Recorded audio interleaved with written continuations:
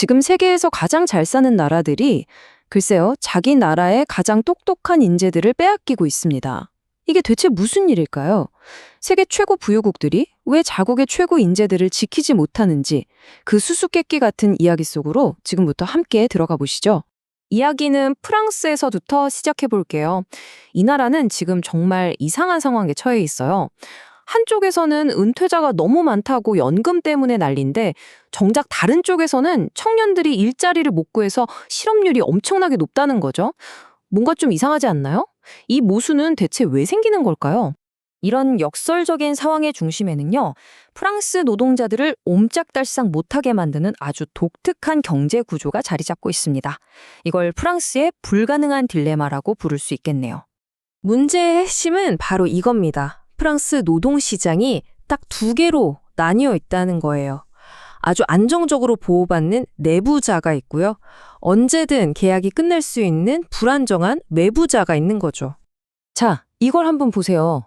프랑스 일자리의 85%가 CGI, 그러니까 우리가 아는 평생 고용이 보장되는 정규직이에요. 와, 좋아 보이죠? 근데 문제는 뭐냐면 새로 뽑는 일자리는 대부분이 CDD, 즉 임시 계약직이라는 겁니다. 그러니까 정규직이라는 성벽은 엄청나게 높은데 그 안으로 들어갈 수 있는 문은 거의 닫혀버린 그런 상황인 거죠. 그럼 이런 임시직, 외부자로 사회생활을 시작한 사람이 과연 안정적인 정규직으로 옮겨갈 확률은 얼마나 될까요? 놀라지 마세요. 고작 10%에서 20% 정도밖에 안 됩니다. 그러니까 대부분은 평생 임시직만 전전하게 될 수도 있다는 얘기예요. 자, 이렇게 불공정한 시스템은 결국 두 가지 아주 비극적인 결과를 낳게 됩니다. 하나는 기술이 없는 노동자들의 좌절이고 또 다른 하나는 바로 나라 최고의 인재들이 떠나는 대탈출입니다. 우선 젊고 특별한 기술이 없는 노동자들은요, 이 단기 계약의 굴레에서 벗어나질 못해요. 계속 임시직만 전전하니까 경력을 쌓을 기회도, 안정적인 미래를 그릴 기회도 없는 거죠.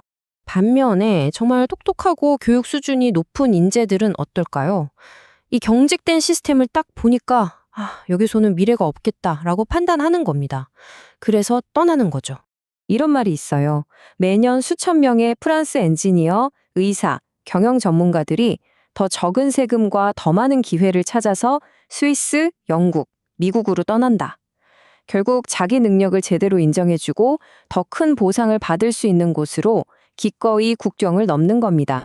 아까 세금 얘기가 잠깐 나왔는데 프랑스에서는요, 근로자 한 명을 고용하면 회사가 내야 하는 부담을 포함해서 총 세금 부담이 무려 47%에 달합니다. 이건 뭐 세계 최고 수준이죠.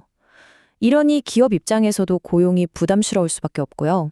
그런데 이런 높은 세금, 경직된 노동시장, 이게 비단 프랑스만의 문제는 아닙니다. 지금 전 세계는요, 말 그대로 인재를 둘러싼 보이지 않는 전쟁을 치르고 있습니다. 경제학에서는 이런 현상을 두뇌 유출이라고 부릅니다. 왜 이런 일이 벌어지느냐? 바로 전 세계적으로 꼭 필요한 핵심 인력이 심각하게 부족하기 때문이에요.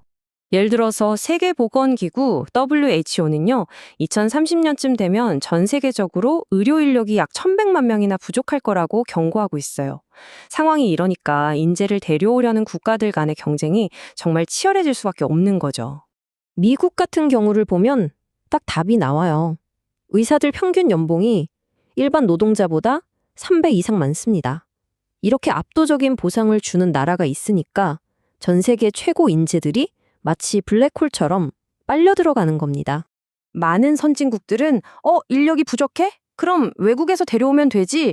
라고 쉽게 생각했어요. 근데 이게 이민 회전목마라고 부를 만한 아주 불안정한 시스템을 만들어버렸습니다. 영국의 국민보건서비스 NHS를 한번 볼까요? 여기는 해외에서 교육받은 의사나 간호사가 없으면 사실상 운영이 안 될 정도로 외국인 인력 의존도가 굉장히 높습니다. 그런데 문제는 영국이 최종 목적지가 아니라 그저 징검다리가 되는 경우가 많다는 거예요. 예를 들어 가나에서 온 유능한 의사가 영국에서 값진 경험을 쌓고 나서는 결국 더 높은 연봉과 더 나은 기회를 찾아서 미국이나 호주 같은 곳으로 또 떠나버리는 거죠. 인재가 잠시 머물다가는 정류장 신세가 되는 겁니다. 결국 이 시스템은 전 세계적인 인력 부족 문제를 전혀 해결하지 못해요. 그냥 인재를 이 나라에서 저 나라로 옮겨놓을 뿐이죠.